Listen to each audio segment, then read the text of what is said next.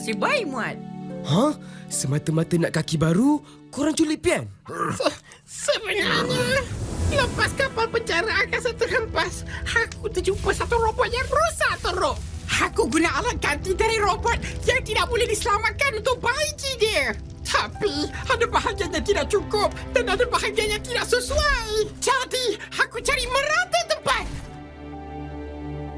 Sampailah ke sekolah ni. Rojack's friend's best friend. Ha, kita ketatkan skor ni. Ha, dah siap. Cubalah bangun. Cuba bangun perlahan-perlahan.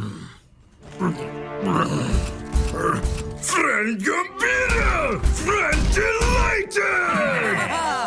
Yeay! Friend dah tak timpang dah. Baiklah, masuklah ke dalam mechanizer.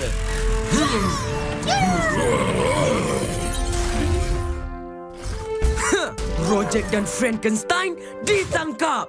Hebatlah kau, Pian. Kejap je kau dapat siapkan kaki Frankenstein tu. Kan? Kejap. Mana kau dapat alat ganti untuk kaki baru dia? Oh, aku ambil dari tangga obeti kita. Ha? Jadi, tugasan kita?